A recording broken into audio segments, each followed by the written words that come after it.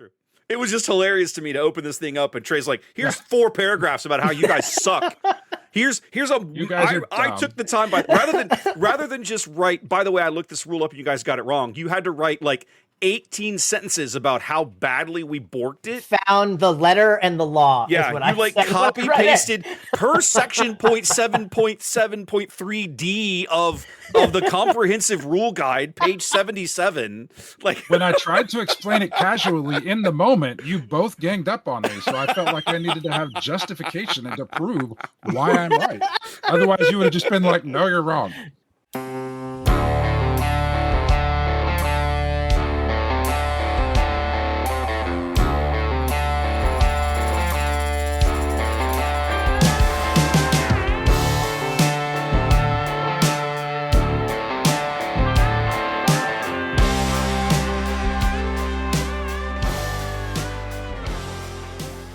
All right, welcome in, ladies and gentlemen, boys. No, Trey, we're well past that already. See, now I have to restart the whole thing. You're like counting I up didn't make a over there. noise. Yeah, I just flashed fingers at you. doesn't matter. It doesn't matter. See, you've ruined the moment now. You've ruined it. All right, guys. Well, look, to hell I've with heard my that opening. before. To hell with my opening. Welcome in. It's episode 32 of On the Button. And as usual, I'm going to not talk to Trey for a minute because he's pissed me off. And we're going to look at Ian and say, how have you been, my friend? How's life treating you? Welcome back, by the way. We missed you last episode. Oh yeah, thank you. Yeah, life, man, life hits you. Glad to be back. Things seem to be settling down, so we'll That's find good. out over the next couple of weeks. So, Okay. But I'm here tonight. I made it tonight. And we saw you. Because the store is closed. The clear is close. And we saw you this. You got to complete cards with us this week. That hasn't happened in a hot minute. That was nice. Yeah, like a month. I hadn't made it in like a month. Has it been that long? I knew it had been at least a couple of weeks. I missed a week. I made draft. I missed 2 weeks. So like it's been like one in the past 4. Okay. I was not missing Twin Suns night. Not missing Twin Suns night. That's true. We did a big Twin Suns night because the deck's just released. We'll talk more about that later in the episode. Spoiler alert. Trey, how's life treating you, buddy? You look like you're falling asleep over there. What's going on? You're like... No, I've been, so we're recording this on a Wednesday, and my wife and I, every Wednesday, we go play games with somebody, and we either go to my in-laws and have a game of hearts that takes zero thought, and we just hang out with some couple of old people that are my wife's parents, or we go to this other pair of friends that we've got, this other couple that we've got, and we play like hardcore thinking games. And I played hardcore thinking games tonight, and like it was about an hour where I was in the tank. Doesn't think I was in the tank for an hour, like trying to figure out. I'm learning a new game that they showed us, and like I'm like trying to figure out how the best way to win. I got super close to winning, but I didn't win. But anyway, I've been in the tank for an hour, so I'm like zoned in. Okay, you're like resurfacing now, coming up for air. Okay, what else has been going? Anything else interesting going on in your life? Is it just work? Last time we chatted, you were kvetching about having to be up early and stuff. I think, or maybe that was episodes that ago. passed. Okay, good. That was training. That was for 1 week. Work is back to normal. I'm actually doing a lot of really interesting stuff with. It's kind of weird. I'm doing it with. I'm like learning all this AI stuff that I've been playing with. I'm playing with Claude, and I keep like trying to do something. And then realizing that I want to do the slightly more complex version of it. So I have to like go up to the next level of Claude. And then now today I've realized that no, I need to go to like the highest level of Claude helping me write complete web applications that I've never done before. Okay. I have ideas and Claude is helping me implement them, and where I don't have to, this feeds perfectly into the thing we have later, talking about how we prioritize stuff with a busy life. Yeah. I couldn't do any of this without having the ability of just being, hey, Claude, I want to build this app that does this thing. And then he goes, sure, I'll do that for you. I had a really cool AI moment at work earlier this week that really stood out to me. I'm in my line of work. I'm a marine engineer by trade, right? And that's what my degree is. I work in offshore oil and gas, so I spend a lot of time looking at various rules and regulations. Go ahead. Like splashy water, not ooh-rah, right? Yes, correct. There is no ooh-rah engineer. There is only splashy, like ocean, like the sea, right? Okay. Okay, fair enough. Okay. So I spent a lot of time looking at various rules and regs from different countries and different organizations and stuff. And we were having this conversation with one of our clients about lifeboat rules. And And lifeboat rules are pretty well managed by at like an international level, like the international after Titanic. Really? Literally after Titanic, the various countries in the world came together and were like, "All right, this was a bad idea. Just letting you guys do whatever. We're going to write some rules around all this now." And every few years Okay. they get together and revise some things. And I'm used to having to like if you have a big boat, everybody should have a spot in a lifeboat, correct? that seems fair. That was the baseline that they started from in 1914, right? Like when this all began. Seems fair. And here Seems we fair. are. I like that rule. Here we are a century later, and it's obviously gone beyond that. But bottom line is, there are books and stacks of trying to discern these things. And we were having this conversation with a client. We were talking about these rules, and I was like, "Man, I know this thing exists, but I know they revised it. I couldn't remember when." I went to like Grok, I think, and was like, "I'm looking for this, like I'm looking for this thing," and in like 30 seconds, it was like, "Oh, that rule is this rule, part, number, page, section. It was changed in this year," and I was like, I used to have to do an hour's worth of research to find this stuff, and now I can just go and just tell it. I know give it some guidelines. Like I know this much. It was really cool. I was like, okay, this is kind of cool. So cool. Like the Really time cool. saving part of it. I've already like automated a few different things that have just things that I used to take me 2 weeks to do manually. I now just have running in the background and do and work on. Yeah. And things that I would like after I did those 2 weeks things manually, I wouldn't have the energy to do anything else. Now I can work on that stuff, and that stuff, even that stuff is automated. So it's a lot. It's really powerful. Now it screws up. You have to run shotgun real hard and then correct it. And then eventually in one chat, it'll go really wonky and start doing everything wrong. And you have to be like, okay, let's take 12 steps gone back off now. the deep end. Yeah. Let's go to another. You tell me what I need to tell to get another Right. session up to speed for you. And then I'll go start another one. I have not yet gotten bold enough to start integrating, like starting to dive down that rabbit hole to work on my streaming and my overlays and automating and that kind of thing. But there are guys in the community space that have done that have like used that to help them. So I think I love it. I think it's awesome. It's definitely like a force multiplier. Bro, my shit barely works at work. You have a different world. Like retail's a different world, man. My computer that we have that runs like our registers, it has to be 15 years old, maybe 20 years old, straight up. NCR. Like, and think about like how old that is, like PC work. Oh yeah, I hear you. Sometime remind me, Ian, and I'll tell you. You guys are like all this AI stuff, and I'm like, come on, man, work, baby, work. Remind me sometime. I'm going to tell you about one of the other groups that I volunteer with that maintains 25 and 30-year-old PC systems. That'll be entertaining. That'll be a great conversation. That sounds like our servers, I bet. Oh man, it is a labor of love, let me tell you. Well, guys, Unlimited is obviously still chugging along. We had another big sector qualifier last weekend in London, won by Vader Yellow, of all things. I was a little surprised to see that. I hate that deck so much. I'm not shocked because he hasn't really gone anywhere, but he had definitely kind of faded into the background. Like, still there, people still playing him, but not nearly the new hotness that Lando Blue, Lando Lake Country, or a Data Vault, or a Red, all these other things that popped out of the new set. And suddenly it's like, here comes Vader, chonky, like, ha ha ha, you thought I was gone, and you were wrong. But it is an interesting thing. We were talking about this, I guess it was just last night over at, it's not DL anymore, whatever, playing at our weekly, right? No, it's Dragon Slayer. It will always be. Yeah, fair enough. I mean, it's been a decade. You're not getting paid to call it the new thing. Call it what everybody knows. Fair enough. But I mean, it's been DL for 10 years, so it's going to be hard for me to break away from calling it that. Yeah. Right. But we were looking at this, and I think, Trey, you might have pointed it out. Somebody else in the crowd pointed it out, that box prices of Lawless Time have not radically fallen off a cliff the way that the last two sets did within 4 weeks, the 6 weeks much of more release. than the last two sets. It's like all the way back to Shadows. Did JTL fall off? I don't remember Shadows falling off quite that quickly. Maybe it did. JTL didn't fall off. JTL didn't fall off immediately, and it didn't fall off as far, but it fell off. Okay. And Twilight fell off. I know Twilight absolutely did. I know Legends of the Force and Secrets of Power both did, because I remember having conversations in December about how cheap Secrets of Power had gotten so quickly. In like 3 weeks, vendors were like, Amazon was like trying to shove it out the door at like, $60 a box. Like, just get rid of it. I mean, I say Amazon. There's 1,000 people selling that thing on Amazon, so it's not just one person. But the market price, let's say, had the bottom had fallen out. It doesn't feel like that's happened right now, where we're at with Lawless Time, and we're right at the 8-week mark. I feel like that's noteworthy, fellas.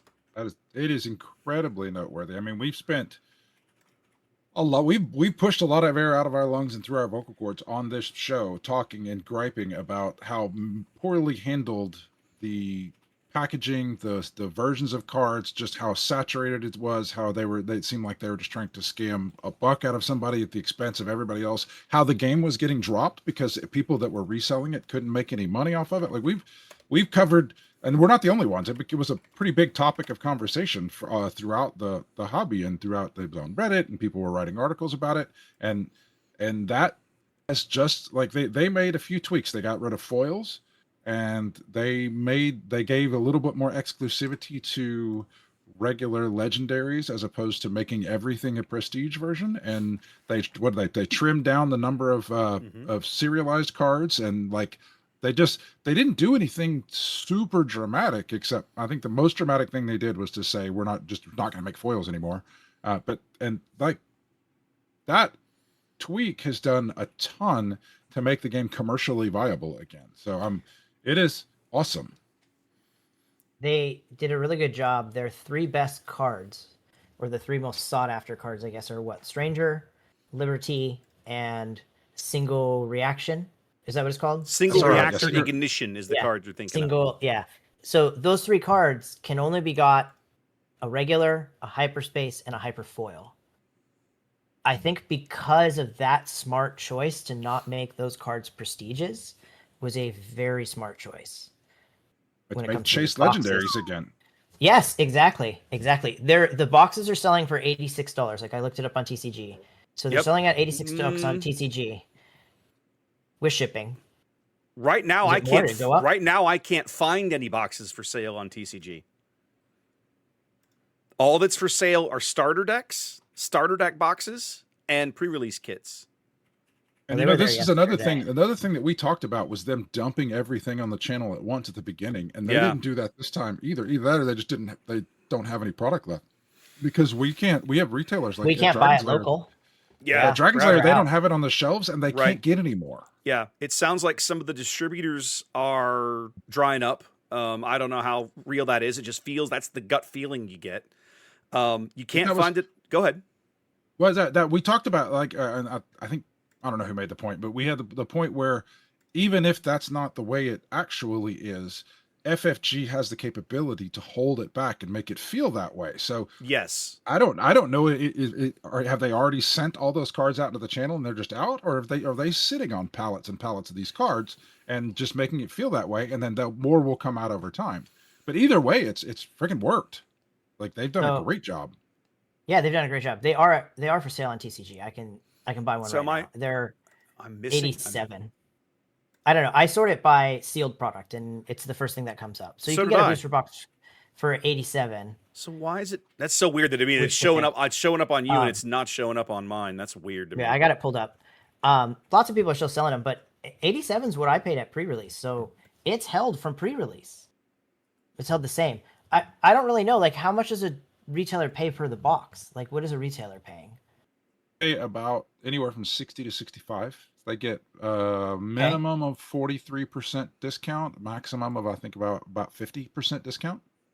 Okay. That's all. Everything is it's sold as a discount off of MSRP. So MSRP is $6 a pack, so $120 a box. Yeah. And then they say, well, you buy this much from us, you're this tier reseller, so you get 45% off of that. And so whatever that comes out to. I think. So, go ahead. I was just saying, we keep stepping on each other. That's okay. Go ahead. It's about it. So I mean, even though they're not selling at retail, you've got people that are they're making money off of boxes. Like if you were one of these people, you could buy a case at $65 a box, or whatever it is that you're buying as a reseller. Turn around and just to get rid of it, you sell it at $85 a box, and you're making $20 a box. Like that that's how economics works, and it wasn't before this came Right. out. Yeah. People were It was people were broken. dumping everything to lose as little as possible, and Yeah. now people are selling to make a Below. profit, which is just Yeah, so, like, dramatically different. 100%. Like, if you look at like a booster box of Secret of Powers on TCG is 65, so that's at cost. Yep. Legend of the Force is 51. $51. So they're taking a loss to get rid of the product. That's been crazy. going on So for a that while, shit- depending on the set. But yeah, for sure. Yeah. Well, I mean, Legends of the Force, I like playing it. Like, I'm always gonna have a Force deck because Space Wizard's my thing. So this time I went with Tals in yellow. But so, like, there'll always be some use for the cards in that set if you want to play that way.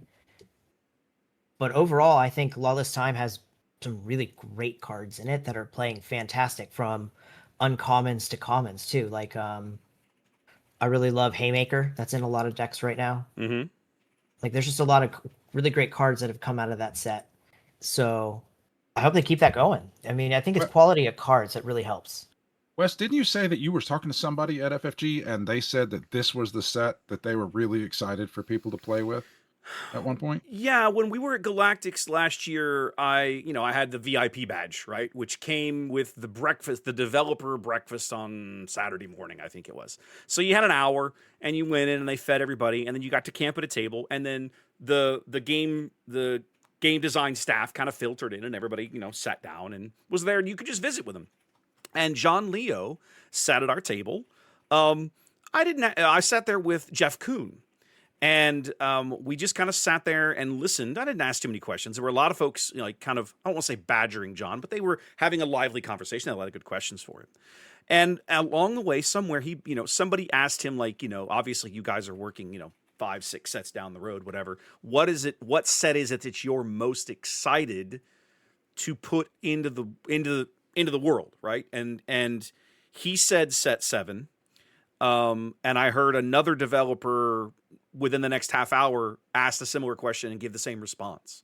So, like, the design team, obviously that's just two samples off of a large design team, but, like, there was definitely some hype on the design team to get these cards out into the wild. But I think that Ian's kind of hit upon two major factors here, right? One is the quality of the legendaries in the set is generally better than we've been getting over the course of the last few sets. And then you marry that to the fact that some of the best chase legendaries in the set don't have prestige versions, right? They can literally only be found in a regular booster pack. I think that also helps drive that price up. Liberty, SRI, and Stranger are kind of the three big ones. But of those two, Liberty and SRI are absolutely the chase cards of the set. A hyperspace Liberty is like $50. We haven't seen those kinds of prices since set 1, right? It's kind of nuts. Yeah, that's a good point. This is another moment. We've had conversations in the past where we've been like, this is broken about this game. Are they going to fix it? They've said they're going to fix it. They said they will. They listen to the community, make changes, and then they did. And I think one of them was the ban list. I don't remember what the previous ones have been. This is another one where it feels like they're starting to. The game started with a track record of FFG is having to spend a significant chunk of their marketing budget convincing us that they wouldn't abandon the game, and I feel like they've made a huge strides in proving that they are doing a good job. So I still have that niggling thing in the back of my head that the money man's going to come in and say, I don't care what you guys are doing or how well you're doing it. Screw you. We're quitting this game. Yeah. That's like, but otherwise the people that run the game, like they're not making, it's not a home run the very first time they do something, but their commitment to finding the problems and iterating and making changes and correcting things to make things better, that is being borne out over time again and again and again. And that says that's better to me than if they were just getting it right the first time every time. Yeah. Can we give them at least like a stand-up double? Like, this is a good hit. Like, this is a solid hit. I think solid hit. I think right? you would. Like, I think this you is a nice stand-up double. Like, it's just a solid hit. I think you at least call this. Now, see me. This is a triple to right, right? This is you triple dumped to one. right. Okay. This is you dumped one into the right field corner and you sliding in. You slid into third with a solid triple here. Okay. And the one concern that I have, and Trey kind of touched on this earlier, right, is where we've still got another 8 weeks to go before the next set is available. There are still limited competitive events on the calendar for various stores and shops, limited PQs. Is there going to be enough product for people to continue playing sealed and draft? Now, sealed is generally less popular the farther away we get from release, but draft, you always want to have cards available to draft. This was one of the problems we had about SOR. I was listening to one of our back episodes today, driving back and forth to work, and Ian, you were talking about how you basically never really got to draft Spark of Rebellion. Mm-mm. A lot of people are in that boat, right? And it's a shame because that is one of the best sets to draft. But the product availability was so scarce that it was really difficult. I really, really don't want us to get back to that again. I really hope that it's, they haven't shipped out every box that they have and the warehouse is empty. FFG, I mean. I don't know. I mean, we're out. Jason said we're not drafting anymore. We're done. Yeah, he basically said, we've got our Might be limited something PQ about in about a week can change. And then after that, I don't think there's anything left we can't draft in May or June the way we normally would. We do a monthly draft, and I don't think we're going to be able to. When we could even do draft for Spark, which is wild to me. Yeah. If boxes are available, like you said, I'll go look later. But if they're available, like you said, I'll do something about that. We're gonna have more drafts. Okay, you can buy them full retail on Amazon. Like Amazon's got them at 120 a pop, which is hilarious to me. We'll figure it out. Get some drafts in. Okay. Yeah, I have just one quick question as we stay on topic. I think with the pack situation, I think that what also helped is I don't see a lot of the people who play these really intense tournaments that go to the sectors and play all these PQs and stuff playing with hyperspace foil cards. So I think that makes half a prestige pack not worth buying, because it goes heavy in hyperspace foil cards, which is really more a collector's card now. So now these packs felt more collectors. Like you were buying this to try to maybe put together like a hyperspace foil set. It didn't feel like you were buying it for like home run cards that could be in it, because the home run cards were in their booster boxes. So it was very interesting.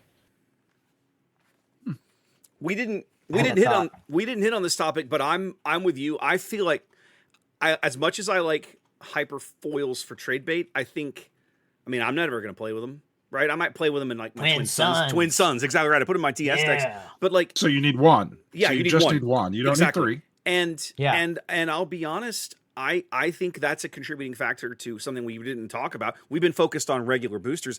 I think Carbonite boosters are a bust now. I'm not convinced that the Carbonite boxes are selling all that well. Now, I don't know this. I have no numbers. I have no idea. I'm speculating. I just know they're at that 190. I mean, that's about where everybody else's are. You can still buy JTL Carbo boxes for that price. But what's the buy price on them? Is it like 125? I have no idea. It's usually 50% of marked retail, isn't it? Like generally, that's about it. So they're $300 is retail. They're $25 a pack times 12 packs is $300. So it's 150. So that's not much. I mean, $40 profit on that. That's not much. Right. It's still, I guess, a profit though. I don't know. Still in profit. You're still making money, right? It feels like they are not nearly as sought after as they once were. Because you still have to buy you still want to buy other stuff because you're not trying to get every prestige. So it just all works out. Like I haven't seen the ridiculous number of everybody's posting their cereal pulls, and it feels very scarce to have gotten a cereal. And for the people that don't really want the serialized cards, they're happy to go with now that you can get a hyperspace foil in every pack and a hyperspace in every pack, they're happy to pick those up through regular boosters. It's true. It's just so fun to open. Every change they've made feels like it made a significant impact and pushed us more into better economics where it makes sense for someone to carry this game and want to sell it to people. So now I have to wonder, different topic, and we don't have to talk about this, but I'm going to throw it on the table. I'm curious what the audience thinks. So come into the comment section, leave us a comment. I want to know what you guys think. If the economics of the game improve back to where they were, let's say in year one, which felt better, do you think some of the stores that dropped the game might turn around and come back to it? I'd be curious. I'm curious to see what folks think about that. And if anybody's listening that is a shop owner, then let us know. Absolutely. I'd love to know. Did you drop it? Are you more excited about carrying it Yeah, now? I'd love to know. How does this affect you as a shop owner? I'm not that level of shop owner, so Yeah, I'd love to know. Yeah, that's a good point. We had a really, really good question come in from one of our local community, and I love it when people send us questions and topic ideas. This is from Zach, one of our new players. Trey, you and I have talked about, we've all talked about Zach on the podcast before. Zach's only been playing, what, like 2 months? 3 months? He started in late late October, early November. Okay, so six early months. November. Yeah. 6 months. He came in like right around Secrets of Power. Oh my God, he's been here for 6 months already? 6 months? Crazy talk. I know, I still look at him, I'm like, hey, it's Zach. He's pretty new to the game. 6 months, man. Exactly. He's a regular now. He's a regular now. Okay, so I'm going to read this verbatim so we don't get it wrong. Here's what he asks. He says, how do you approach prioritizing your time devoted to SWU, to Star Wars Unlimited? I only have so much time. Do I just grind Carabas playing my deck? Do I try out other deck ideas that I've cooked up? Do I spend time researching meta decks? Do I sort cards? Do I put together physical decks? Do I drive to a store for in-person play? Which is a real problem in a city this big, right? Because you can drive an hour across town sometimes to have to find games. Do I listen to podcasts? Trey knows all about that. Trey does. Do I listen to these podcasts to learn more? Do I discuss SWU with local friends? I'm constantly finding myself with less time to invest than other things I could do. I would love to hear y'all's thoughts. Ian, what do you got for me, buddy? Man, that question hit real personal for me. I'll bet it did. Yeah, it's hard. The first time I thought or played about SWU in like almost 2 weeks was Tuesday. Mm-hmm. I hadn't played a game on Carabast. I hadn't played a game in person for anything for maybe 2.5 weeks. Mm-hmm. So, I really realized how much of a hobby it is. I think I thought it was kind of more of like a part-time job, I guess, for me. That's how I kind of treated it, to be honest, because like I love doing the podcast with you guys. Mm-hmm. I love playing every Tuesday. Like, so it's time commitments that, it's not a job, but like you want to put the hours aside. But sometimes, man, life throws you curveballs and you get zero time. So when it comes to prioritizing your SWU time, I mean, make sure you prioritize your personal time first, I guess. Make sure you're good there. Make sure all that's set. Mine's always family first, job second. I guess hobbies are a strong third. When I do have time for SWU, I like to build my own decks and then play them on Carabas, though. Like when I have my own time, that's what I'm doing. I don't build with cards anymore. I build on Carabas or on SWU DB. I've gotten used to using it, so like I scan the cards one by one, and it's no different than flipping through my binder. So same idea. It's same basic idea. I really like that way. And you can sort it by set. You can do a bunch of different sort ways to really help you. So I think that's a really quick way to build decks. Carabast is hit and miss some days. Some days I love it. Some days I hate it. I really think I'm getting to the point now where if it says anonymous something, you're like, oh, it's a meta deck. Let me just escape. I feel like if you actually put your name and you have a profile, you're playing like your deck, your version of whatever your meta deck is or whatever you're playing. So it's interesting. I don't sort my cards very often. My room is a total mess, so I feel that's really low on my SWU totem pole of organizing. Sometimes I can find it, sometimes I can't. If I can't find it, I just make a proxy now, and I'll find it later. What do you do, Trey? I mean, you guys have non-public. Well, I mean, you have public-facing jobs, but you have non-dealing with the general public, so. It's a little different. Jobs that are more 9 to 5 regular, not like weird hours. So do you guys get more like personal time? Is that awesome? Yeah. You want to go, Wes? Or no, go ahead. Go ahead. I'll come in and play Taylor and Charlie on this one. This is such a like you said, Ian, like it. I have a different take on it than you do, but it's still like a deeply personal question of how do you make this a feature of your life, because so many people who are grown-ass adults just don't have time to they go to work, they come home, they spend a little bit of time with their spouse, and they eat dinner and they watch TV, and then they go to bed, and they don't have for so many people don't have a group of friends, and they don't really have a social life, especially if they have kids. So like this, just thinking about this question has spiraled all these tendrils of thought that of how I have constructed my life around, because I do so much stuff with playing games and with this. So like I've just got to reel everything in to talk about this game. So I could go on for a long time. This spirals into like my whole philosophy of life. So I don't want to go that deep about it, but essentially, Wow, we're having some Monty Python moments over here. oh, it's the first thing that you got to do is you got to decide what you want out of the game, because there's a game with a set of rules and a set of cards that we play, but we don't all play the same game. I mean, just using our locals for example, like Luna and I play very different games from each other. Luna's about playing hardcore. I want to win. I'm going to go to the big events and I'm going to like play the meta decks and I'm going to put time in. This is what I do. I grind games. And mine is a lot. I want to win, but mine is a lot about I want to go hang out with my friends and I want to socialize and I want to put my own creativity into these decks. Like, and I'm not disparaging Luna's outtake. That's just neither one is better or worse. It's just different. It's a personal decision. Things. Yeah, we want different things out of this game. Yeah. And so for me, it is, this is where I'm trying to like keep it from going way too deep into my personal life, which I could just like go on for a long time about the personal life. But essentially, I have been married for 25 years now. I've had kids for over 20 years now. And so I have a lot of experience of building my life with my wife.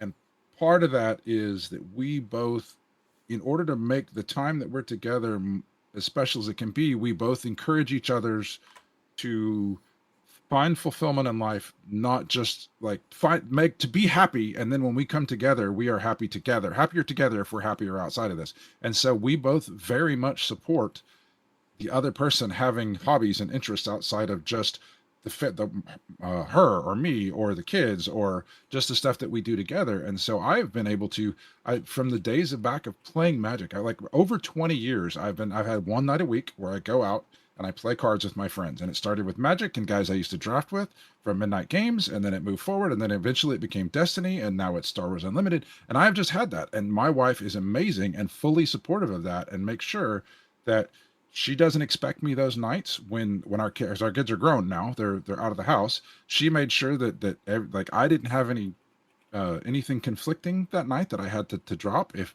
the kids had something on that night, then the expectations were set that, hey, I go to everything that you do, but I don't go on Tuesday nights are my time. And I make sure as much as possible, she doesn't have a regular game night that like I do every week, but I try to make sure that she has her own life. And so we're very supportive of each other. So for me, having a spouse that's supportive to help me prioritize one of the things that makes me very happy, which is going out and being with my friends and playing this card game in a social situation and being able to spend the time together, having that supportive spouse, having that level of relationship where we have a supported spouse, deciding, because I used to play Magic, not professionally. I couldn't like quit my day job to play Magic, but I did go to tournaments and win. I would like go all over the country and win money playing Magic. Not a lot, but some. Deciding that I didn't want to do that anymore. I've spoken recently that I don't go to the big sector qualifiers because the level that's required to do well of the grinding is just not fun for me. So I've identified the parts that are fun to me, and that is playing Twin Suns with my friends or building some crazy deck that I think is a good time and going and testing it out on the one night a week that I get to play. And so as much as I see some of my friends go off and play these big nice tournaments and either do well or not do well, and then I can kind of talk to them about the theory later. I've learned to divorce myself that's not my thing anymore. So I don't really, like, I didn't go to Atlanta and I don't miss it. So that, decide what you want. If you decide that you want to play at a high level and you don't have a lot, the only other thing I would say about that is that you're going to have to put in time, but you also probably are going to have to put in money for something like KTOD, one of those places. You're going to have to get the experience and the time of knowing how to play these cards, whether you do it all yourself or you pay someone some money to do a lot of the work for you and then just tell you the results. And if you don't have the time to put in and you want to play at that level, you're going to need to make it worth somebody else's while to put the time in for you. Yeah. Yeah, that's such a good point. when I realized like what it takes to like really be fantastic at this game, I realized, man, I don't have that much time. You have to know every situation. You have to know the perfect sequence of cards, what cards to discard. Like you have to make flawless decisions sometimes. And Sometimes. yeah, I mean, I've played a lot of games with Trey and Wes. They both know I make a lot of mistakes all the freaking time. So it's not really something I figured out pretty early that it's not something I'd ever be great at. The secret, I think, to finding fulfillment in the game is that once you recognize that, get to where you're at peace with it.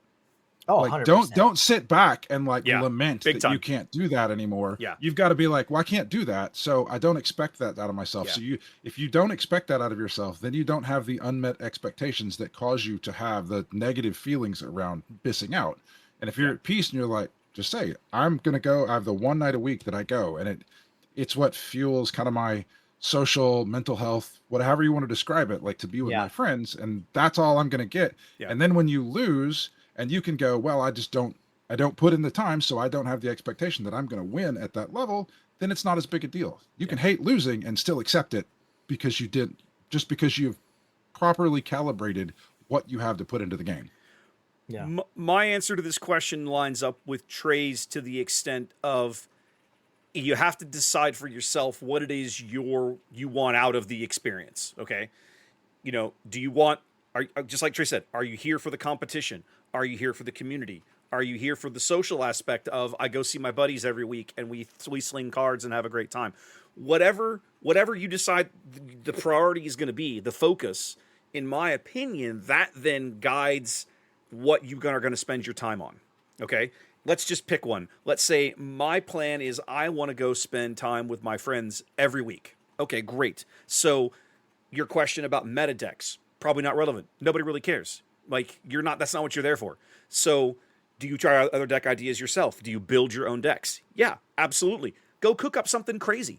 Cook up something with a leader that everybody thinks sucks, that nobody's ever seen on the table, and try it, because who cares? You're just there to have a great time and sling cards at each other. Like, you know, if that's the goal, then let that goal guide how you invest your time, in my opinion.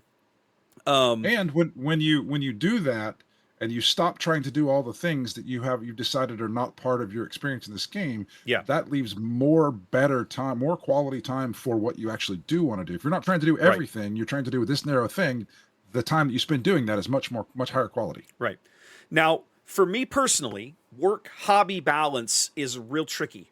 I have a tendency to dive too deeply and spend too much time on my hobbies.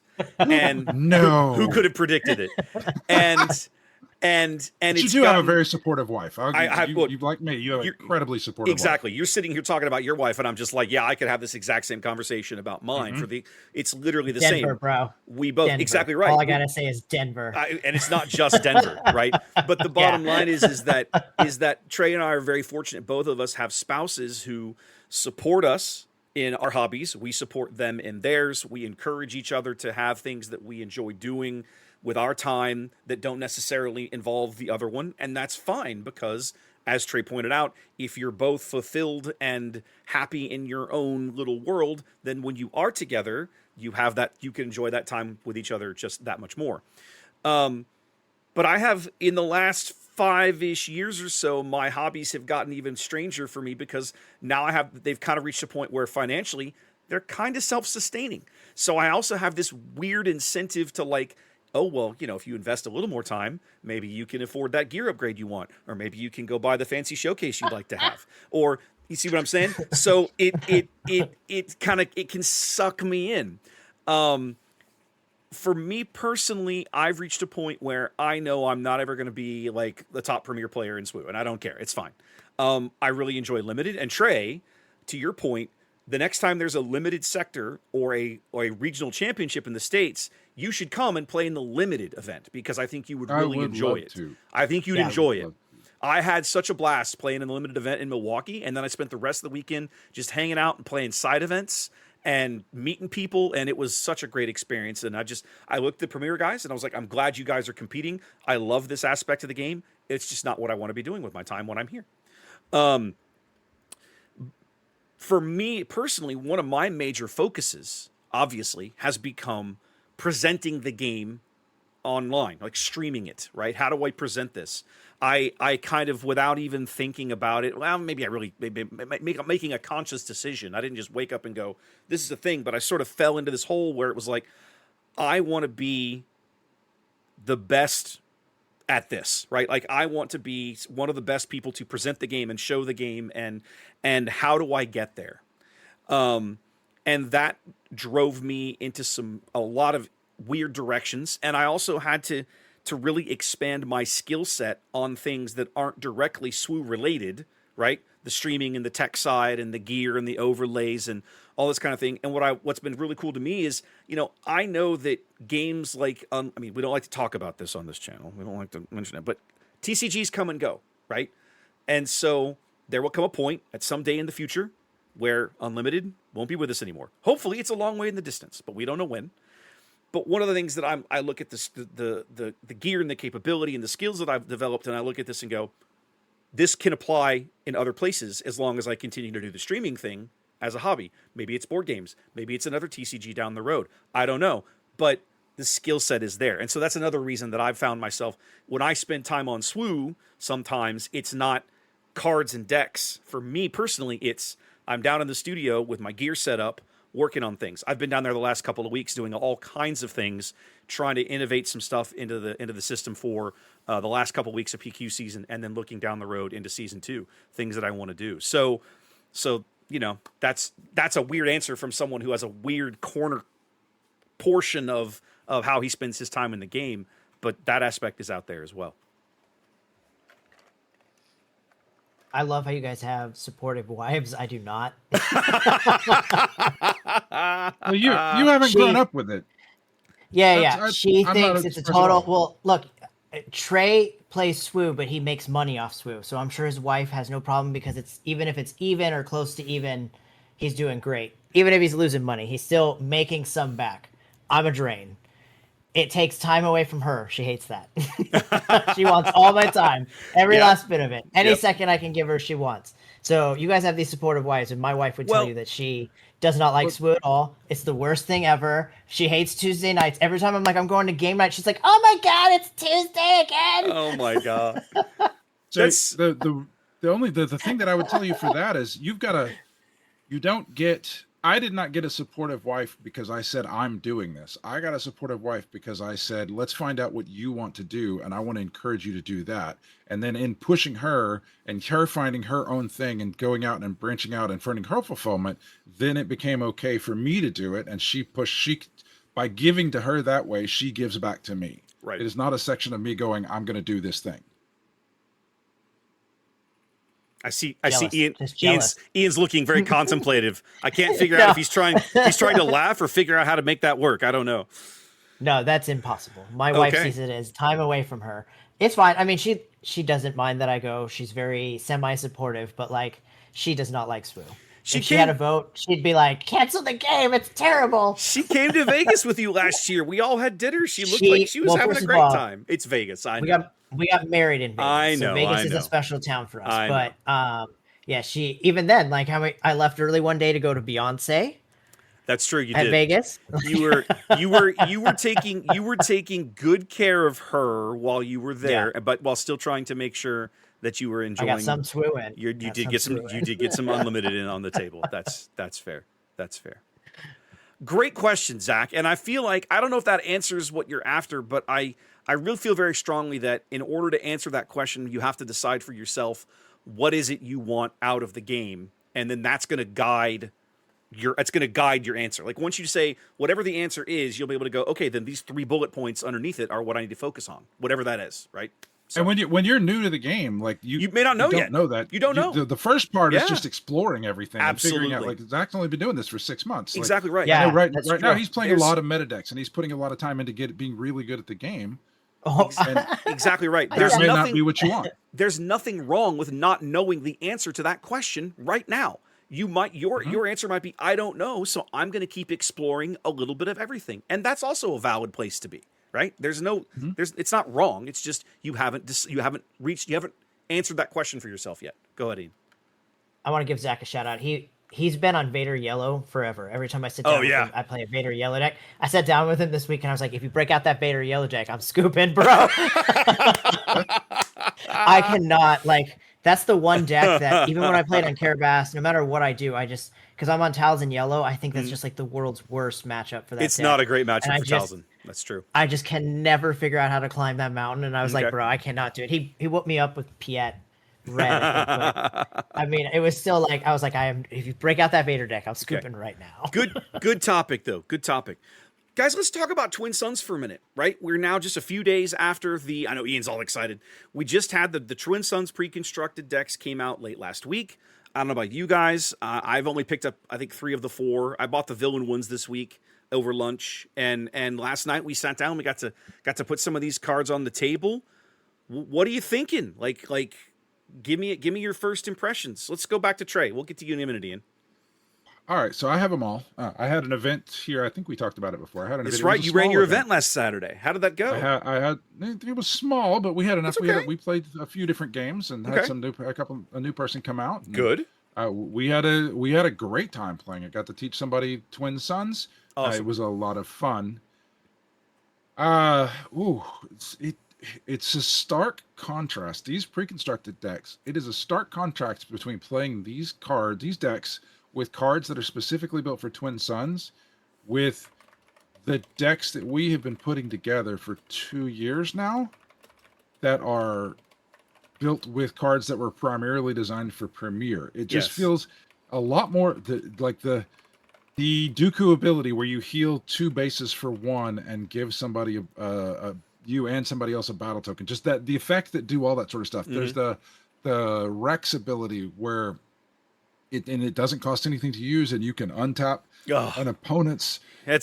He's so ridiculous. Like, there's so many, like, encouraging of the multiplayer, of the conversation to go back, and the deal making and the discussion, and what do you me going, hey, that's true. What are you gonna do? What are you gonna do with that guy if I untap him for you? Well, I'm gonna hit that guy. Cool, I'll untap him for you, like, so that I can get my effect. Then it's a dramatically different game, and dramatically different. I would say it's more fun if everybody's playing those cards like that. It's a more interesting, it's a more interwoven game. It's more, every turn has more people interacting with each other than it did before when you're using the new cards. Because my turn is not just me playing a unit or attacking with a unit. It's now me going, hey, that guy needs to die. If I untap your guy, will you? Like, it's a lot of that conversation just based around the cards. And there are enough of these cards now that do this type of stuff. And it's a lot of table talk. It's a lot more social. It's really raised that level of the game. As far as the power of each of these individual decks, I don't know that they can stand up. If you bring one of these precons and everybody else has been playing for 2 years, brings their best Twin Suns deck, I don't know that you're going to be able to finagle and talk your way into getting people to help you. You may just get killed. That part is, but again, they're precons, so they're not meant to be the sharpest of the sharp end of what they're good at. Right. I do know that I cannot play at least the Dooku deck when I play with you guys. I ran into this yesterday when we played at Twin Suns. Yeah. I played several games of Twin Suns. I played several on Saturday. I played several yesterday. And when I'm playing with people that I haven't played with, I don't even win all the games. I won maybe like 2 of the 5 games that I played. And I was able to, like, stop and have interactions and, like, talk to people and that thing where if I untap your guy, will you go attack him? I do all of that. Then it's okay that I have not built the strongest, biggest, baddest piece of armor than weapon that I can put on for us in the form of a deck to play to defend myself against everybody going after me. These new decks, they don't have the tools for me to defend myself from 3 people at once. And because of my reputation in playing these games, I don't, and how often I win these games, when I play with people like you guys, like I did the other night, I'm just going to get smashed if I just play these decks, because everybody goes after me the whole time. So I'll be honest. To me, one of the nice things about these decks, I feel like they're very well balanced into each other. In my experience, right? Do they have some Sentinels? Yes. Are they drowning in Sentinels? No, they aren't. And so I think that is nice because maybe you draw into one, but then your opponents can probably conspire to get rid of it if they really want to. So like, it doesn't feel nearly as oppressive as that ridiculous Ray Chewbacca thing that you bring. I haven't played that in forever. It doesn't matter. The deck is still stupid. So that's true. It is true. it's completely It's dumb. awesome though. It's completely dumb. It's so great. But the point, I agree with you, right? But one of the things that I didn't realize when I first sat down, right? Every one of these decks comes with a 27 HP base with an epic action on it. But the flip side of the same card is a 30 health base. So if you're willing to turn off whatever that epic action is for the deck you're playing, you can get a traditional 30 health base and be more or less on parity with probably everybody else at the table, even if they're playing one of their precons, which I think is interesting. The one deck you kind of are discouraged from doing that in is the Maul deck, because if you play the 27 HP base in Maul, you can get both Maul and Savage on the table on the same flip turn rather than having to wait an extra turn for Maul. One of the things that I've noticed about that deck, each deck has its own characteristics, but the one that stands out as having the most unique characteristics is the Maul Savage deck. Okay. Because the Maul Savage deck plays a giant ass unit, and then everybody kills it. And then it plays a giant ass unit, and everybody kills it. Everybody's like, "Oh my god, it's a 10-10." I watched you play this deck, and you were just getting pissed off because people keep killing your stuff, and you have nothing to play with. And they then were you won the game. No, I didn't win. It doesn't matter. I didn't win. I watched you win one. The one that I won, I was playing Maul Savage. That was the one that you said. The one I got killed on. The one you got killed on, I didn't win that game. I got to choose Jason whether Ian won or Jason won, and I think I chose Jason. Yeah, Jason won that one. You chose Jason, but that's because of the ruling that you guys got wrong. Well, it doesn't matter. Like it still wouldn't have been enough to finish either one of them off. Didn't matter. I only lost out on 4 damage, and it wouldn't have been enough. But the bottom line is it still wins. Like I like that. Just that Maul deck. I've still seen it, even if that being not quite a win. That Maul deck, I've watched it. The units, they play a big unit, it gets killed. They play a big unit, gets killed, and then somehow it has a lot of it's got punches out of nowhere for like 12 and wins the game. It's got some really skanky tricks in it. Has a lot of ramp in it too. I bought that deck from you, and I've been it's got I think every ramp card it can play. It's got resupply carrier, the 2-cost one that ramps. Like it's got Crate Dragon. So that deck is trying to get you late. I think if you want to play that deck, because you're going to play a big unit out, just play Big Sentinel, Big Sentinel, Big Sentinel, Big Sentinel, Big Sentinel every time to get you late. Could get you there. The very first game of the night that I played, I came in halfway. I picked somebody else had been playing the Anakin Padme starter, and they got up to go play Premier, and so I sat down at like the 5 resource turn and played that the rest of the way. And I was sitting across from Zach, who was playing the Maul deck, and he ended up winning that game because his flip turn was... No, I won that game. The second game we played, he stayed on the Maul deck.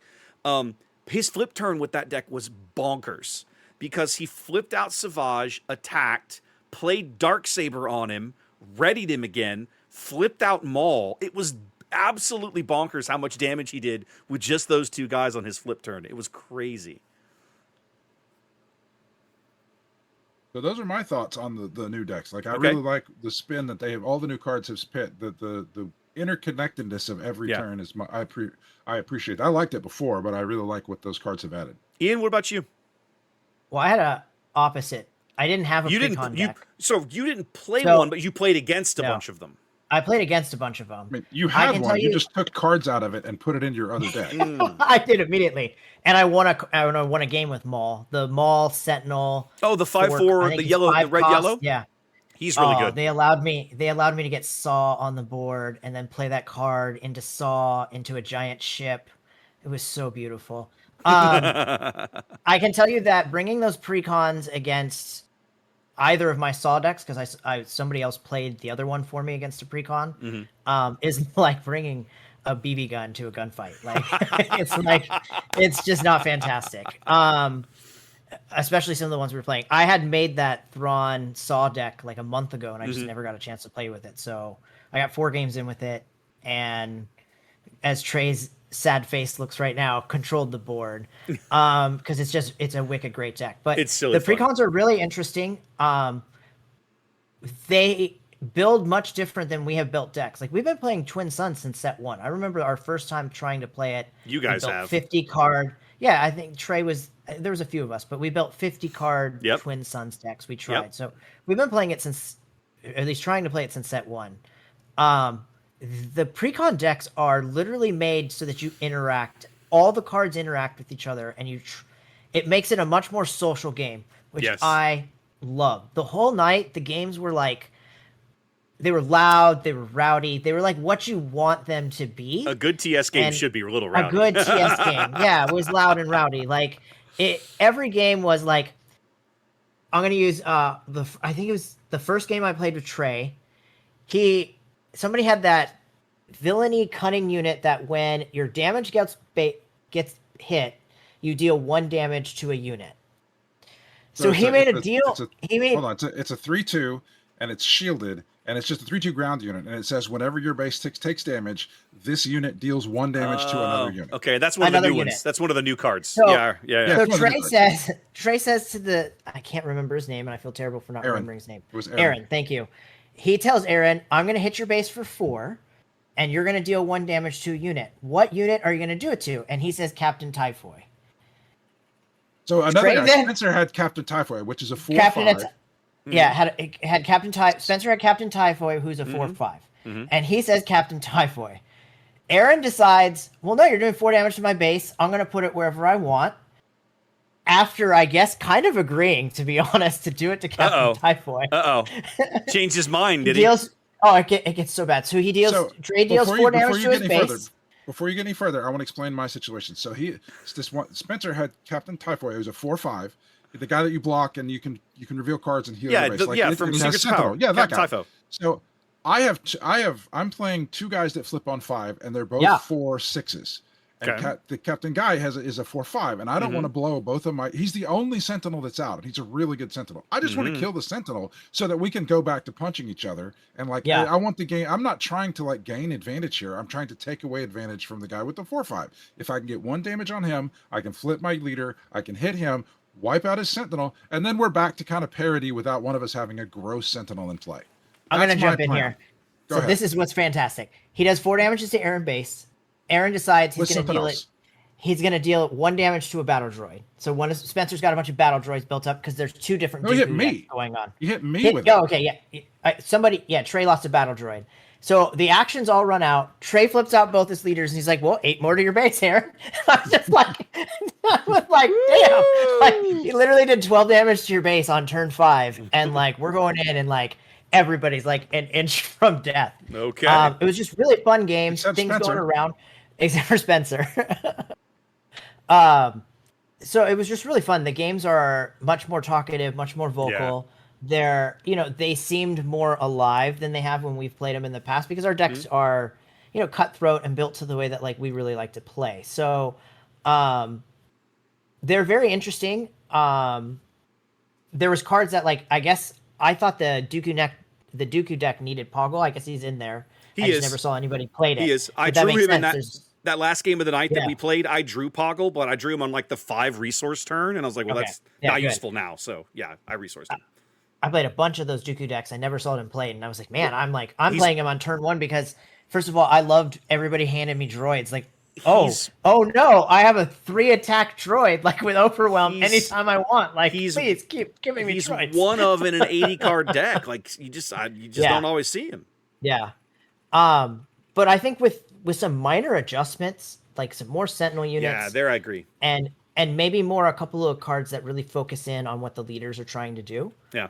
Right? So if you're trying to create battle droids and get them a +1 with attack, you want more cards that make battle droids.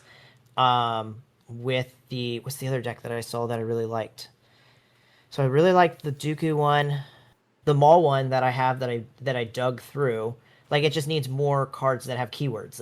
You want every card to have 2 keywords. If it does, then you can probably give maybe 2-3 experience tokens to it. So it wants to hand out experience tokens. So I think with minor tweaks they can be super super playable. But as right now, unless you're playing against the other precons, it's not a great fit. It's not a great fit. At least not against the 2 saw decks that I had built because they mowed through them. What was our newest? What does our newest Twin Sons aficionado think about these decks? I love that they exist, right? I feel like TS is kind of the forgotten form. I don't know the forgotten format. It doesn't have the following that I think it deserves. I will maintain that it is a wonderful, you know, the analogy I'll use: beer and pretzel. You know, throw cards around, have a great time game. Like, don't take it too seriously. This is not competitive. This is a game for game's sake. Okay, this is not a game where we're testing each other's skill. This is a game where we're sitting down to just enjoy playing. I love we've talked about this before on the cast. I love the theme. I love the Clone Wars theme and how the leader pairings they've picked really lean into that. Those leaders are designed to work together. It's really cool. Have some really interesting cards and really interesting interactions. I think we're just barely scratching the surface of where these cards are going to go, because this stuff is eternal legal, and the eternal format hasn't gotten very far. But of course, you're now injecting cards that can only be played in Eternal and can't be played in Premier. That's going to get some eyebrows. Like, there's going to be a certain subset of the game that looks at that and goes, I'm curious now. And people are going to, mess around with it a little bit. I kind of wish that maybe some of these cards had been Premier legal. My suspicion is that these decks were designed after they had already gone through all the testing and everything for like the regular sets. Like, sometime within the last year, they were like, we should do Twin Suns pre-constructed decks. But if we do that, we don't have time. Like, there's no way for us to test these in the play environment. Let's just keep them separate, right? So I don't know that for a fact. That's my assumption, but it wouldn't shock me. I played Dooku Asajj a couple games, and I got in a few rounds of playing Anakin and Padme. I really want to put Maul on the table. Or did I play? Yeah, because I played Maul once. You're right. I played one round of Dooku and one round of Maul, which are the ones that I was really interested in trying. I want to do some more. I'm with Ian. I think they need a little bit of tweaking. I think they're both slightly too event heavy for me. I tend to build very unit heavy Twin Suns decks because being stuck without a turn 2 play, which happened to me last night, is really irritating. I feel like some of the event choices are kind of crap. So it's like, okay, I'll probably go through and clean out some of the events and swap in some other things. I think the Dooku deck might be kind of fun if it had some exploit stuff in it. I realize that that's kind of counter to what Asajj wants to do, but I also feel like there are times that the exploit, the quote unquote guaranteed battle droid could really be useful in exploiting out something else. So I think that's worth looking into. I need to sit down and like lay the deck out on the table and see what's in it, like really look at it, and then start like extracting things and making some singleton changes. I'll probably leave them almost constructed as they are with some minor changes. I'll probably change about 10, 15 cards and leave it alone. I think they're pretty decent, honestly. I do need to build some more TS decks in general, especially since there's now stuff that I can play in TS that I can't play in Premiere anymore. So I got all this stuff laying around in boxes that it's like, well, might as well get some use out of it, It's my favorite way to play this set. Yeah. Hands down. That was the consensus. That's the other thing that happened last night when we played. We had a lot of people play TS. We all played Twin Suns. When the store closed at 10, there were still like 10 people there playing Twin Suns, which usually by the time that rolls around, most people had cleared out for anything else. And then the conversation was, we definitely didn't have a dedicated Twin Suns night every month, the same way we have a dedicated draft and a dedicated tournament. Yeah, I agree. I think that's going to be a good change for our local group, and I think it's going to happen. You're always going to have people that TS is not their thing. They're going to want to work on their Premiere, and there's nothing wrong with that. There'll be nights that I won't want to work on TS, that I'll be like, I want to play my Premiere stuff. I just want to sit around and do that. But I think having an expected night on the calendar where TS is like the main gig is a good thing. Hope so. Yeah, I'm looking forward to that. I think that everyone kind of deciding that's a thing going forward is going to be a good deal. Anything else we want to talk about? I think we've kind of hit our topics, hit our time limit for the week. You guys got anything else you want to drop in before we head out the door? Only thing that I want to drop in is a little bit of self-promotion. If you're a fan of the leaders that I do, the custom leaders, the alt art leaders that I do that I put up on Etsy. I did all 8 of the new leaders. Oh yeah, you talked about And this. And they're sold. I have them listed as pairs. And if you want to go look, if you just want to look at them, if you want to download the files and print them yourself, or if you want the full versions, you can print for the. Cool. You'd have to crop the files yourself and do them, but you're welcome to. You know. But also, like if you want to pick them up, they're all on Etsy, the Kingwood Hobby Shop, and I'm really happy with how the art turned out. I think it looked really nice, and I'm pleased with all 8 of them. Awesome. They're great. Awesome. All right, guys. Well, with that, we appreciate you tuning in. Make sure and throw us like, subscribe, follow, whatever it is, wherever you listen to us, and give us some feedback. Make sure and comment if you've got anything you want to share with us, or hit us up at mailbag@onthebutton.xyz. I think, Trey, this week, the mailbox, our alternate mailbox, should just be Twin Sons at onthebutton.xyz. What do you think there, buddy? That's what I was thinking. There Twin you Sons go. At onthebutton.xyz. There you go. Nice. So either one of those works. Love it. Leave us some notes. If you've got any topics you would love to hear us chat about, bring it on. We'll put them on the docket. In the meantime, guys, y'all take care. Enjoy your games. Go play some Twin Sons, and we'll see you again in a few weeks.